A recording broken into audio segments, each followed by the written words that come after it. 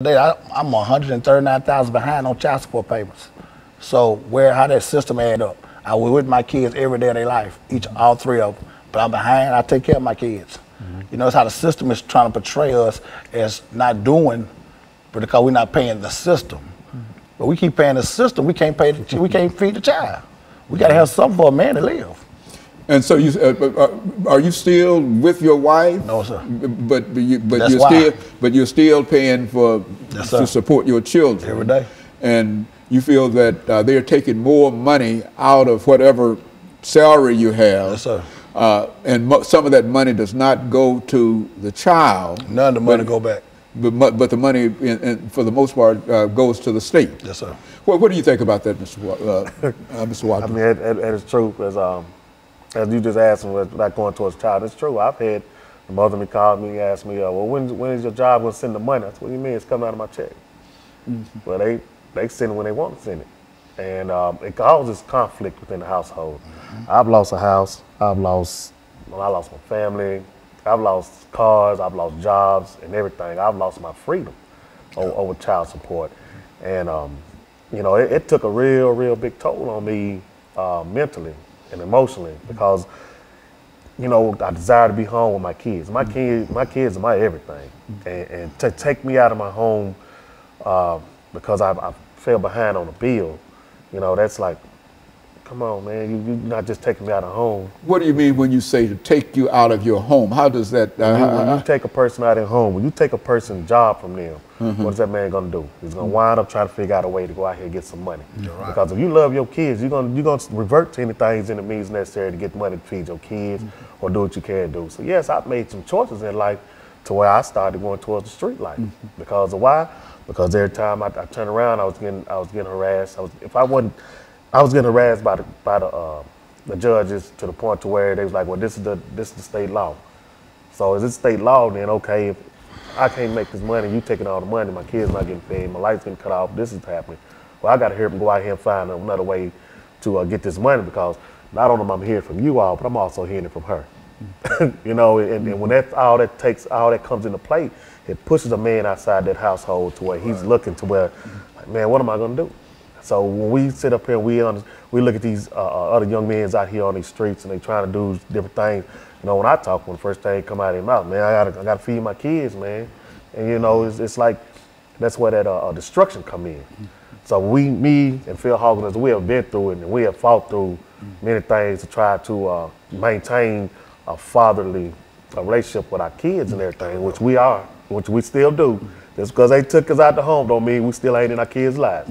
But we still try to you know, educate the younger men, the future and everything to, hey, we're gonna try to get some help because I know where you've been, I know where you're going and stuff. So,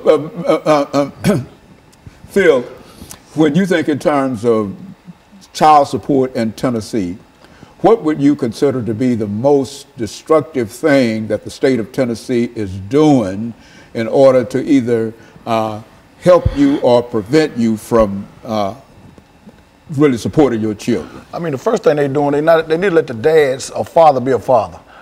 The state cannot raise or come in a household and raise kids. And that's what they're doing. They make sure the father's not there by leading the mother wrong. Make sure the father's not there. So there you go. You got a son and daughter just being raised by the system. And we already know that's going to lead to a broken cycle. So we out here now trying to bring that cycle to fix the broken cycle. You know, to get this right, bring the fathers back in the home, take care of the kids, take care of their families. It's just a man-up process. You know, we need help with it. And so if the state is paying that household child support, the father cannot be in the household. Is that what we're saying? That's right. And so which means that I think, as you were indicating, Mr. Watkins, that sort of pushes you out into the street. Yeah, you see, in order for her to receive. A man is going to try to figure out some way to not only that you push that man outside that household, but he also got to go find a house to where he got to stay now. Right. So that's another bill. That's another situation where he got to, like, okay, he got to go and try to wind up in a shelter. You're going to wind up in a hotel. You're going to wind up in a friend's house. You bouncing around in different places, trying to live and trying to provide and stuff. It takes away your self-esteem. Downhill spiral. Yeah, and that's what we call destruction. So it's when you know, It does a lot of good, but then also it does a lot of harm too. Because when you take that man out of that household, then you got these young boys running around here, and then you telling me I can't discipline my child. Then you go to school, you get in trouble, you get secret indictments out on you because of you discipline your child because your child said it. Well, the man in the household doing something wrong, so let's get him out of here. No, not every man is doing something destructive to tear his child down. So there is, over the last 22 seconds we have in this segment, there is no father in a household where there is child support. Right. Right. Okay. And the ones there, the state still want their money too. Yeah. That's a no-win battle. And that creates a real problem. And of course, what we'll do, we'll take this second commercial break, and we'll be back with our audience following this very, very short commercial break.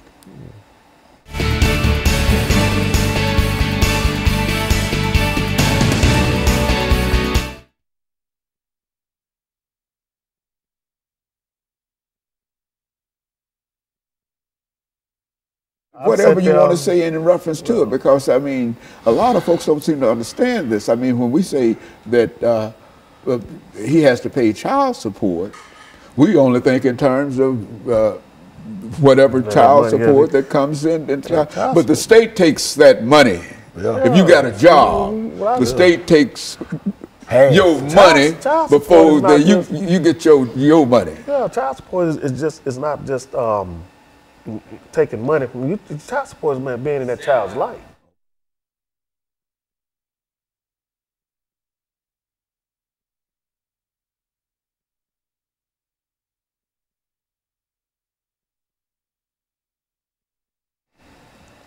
Thank you, and welcome back to the final segment of the show for today. We're talking to Mr. Hawkins and Mr. Watkins in reference to child support in the state of Tennessee. And let's see, Phil, if we can pick up with you this morning, and to have you to talk to our audience this morning about some of the issues that you have to face if you have to pay child support, and how long that child support can be, and et cetera. And then you say as much as you wish to about it over the next 10 minutes. And then Mr. Watkins will end us for the day with some of his observations in reference to it. Let's do it from that perspective. Right now, child support, currently you got to pay child support as long as that child is attending high school or they go to college, you still got to pay child support. And which in terms of that, it hurts the father, it hurts the whole family. We're trying to keep families together. We keep unity in the family, the mom and dad not arguing, everybody having, getting along. The kids can be more productive going to school. They're not listening to argument all night. The dad and mom having everything going all right. But with this child support how it is now, it's just too much chaos in the home. The father not making the money he's supposed to make. He better can take care of himself. Then the state taking half his check, so he coming home with a half a check to take care of his family of 3 and 4. So that leads them to a broken cycle of despair. I mean, alcoholism, drug addiction, all that, comes in a part of it, because the man's get to the man, what can I do? I'm just out here, And we're just trying to change a lot of that. We got a program now. We're trying to do it 90 days. Get each father 90 days. No child support. 90 days to get themselves together. Get a job, get yourself together, stand up. And then the child support can start taking something out. Work out a little modification program with the father, but you can still get a mother $100 a month. But that's a whole lot better than taking a man half a man check. It's giving a man some kind of hope that he can be productive, he can go home, he can buy his kids a decent pair of shoes, diapers or whatnot. But right now, how they got it, we just losing battle. We have to reform this. And so, Mr. Watkins, there are a large number of men, not only African-American men, but specifically we're concerned about African-American men today in reference to what we're talking about here. But there are a large number of African-American men that get caught up in this system of child support. If they get a job, you're telling us, then whatever that pay is, the state intervenes and takes part of that money before he can get the. Is that what we're saying here? Yes. Talk about that. When a man comes, goes to court, I've been in court situations where a judge actually told me, I'm living in the household with my kids, the mother and everything, and asked me was I paying child support, and I said, yeah. I'm thinking they're going to say, okay, you in the household, so we're going to stop it. He asked the mother, was he helping? He told me, yeah. Turn around, the judge told me keep paying. That's just one of the situations. Another situation is when a woman can call, a man can get out of jail after he done his 81 days, 82 days, he can get out of jail, and they'll give him a review date to go back to court. And in that review date, that woman has the ability to call the judge and say, I want to speed up the process. So if that man doesn't have a job within that time the judge has allowed, well, guess what? He's going off back to jail.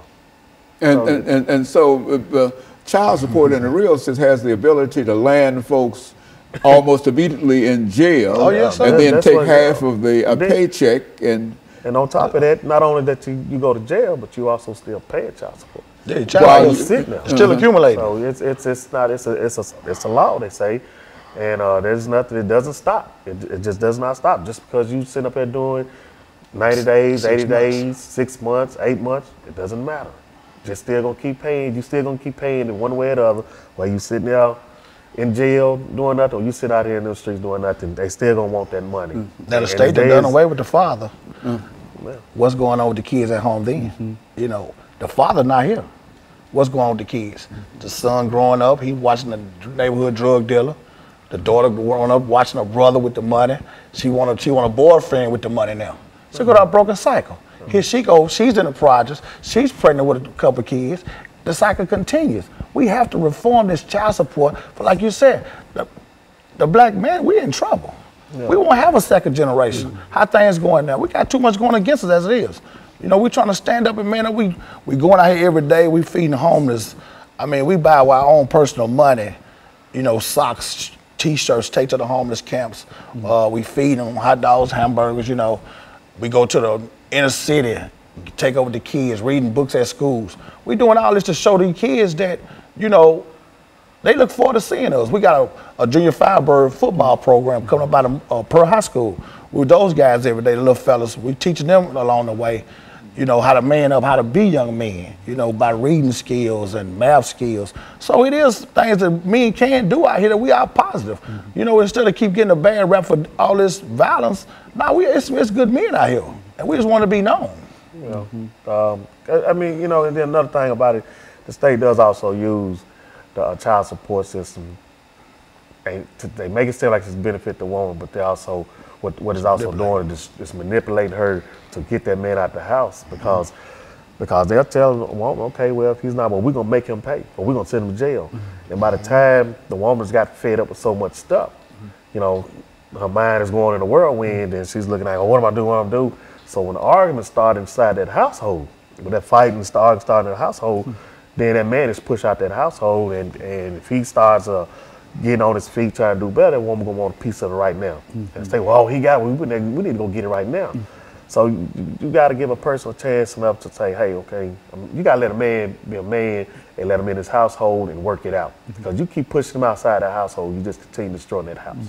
Yeah. And when you do that, then that's when you're going to see a whole lot of jail system filled up. I look at this, you know, I think they building up another jail right now.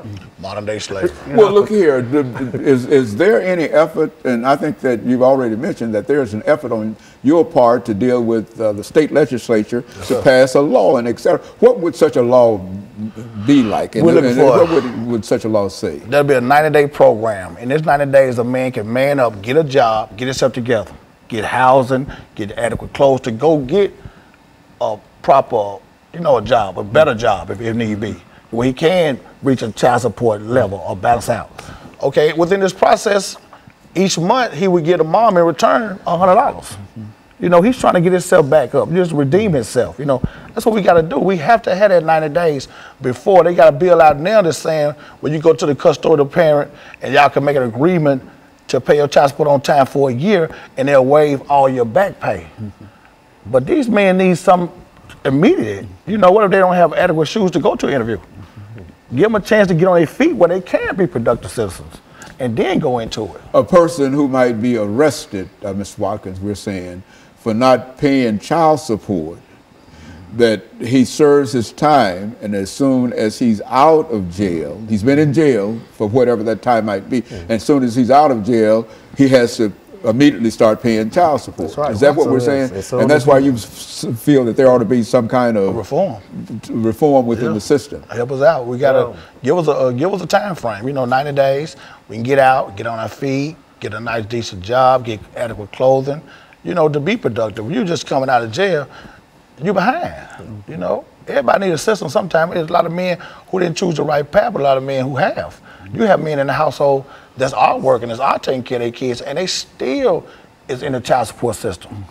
You know, so it's a no-win situation for us. So it's a real problem when a mother decides that she's going to have that individual, her husband, to pay child support. That has created a real problem for him. Is that what? Oh yeah, because you're taking the man's self-esteem away from him. Because you know, a man that's living inside a household, taking care of his kid, prides himself off of that. You know, and when you keep talking about money, and then this man go out and work a legal job, and you make him feel like, hey, it's not enough money.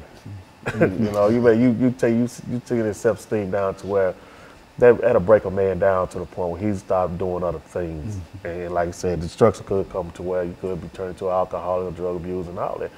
And it's just a lot. It's a wide variety of things that could happen.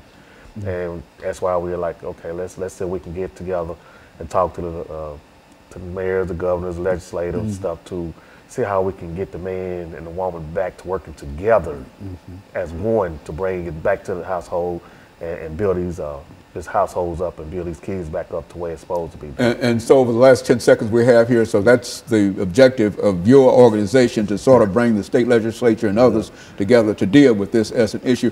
And of course, let me thank the two of you for coming by, and let me encourage our audience to tune in again next week to another informative edition of Comments. Thank you and goodbye.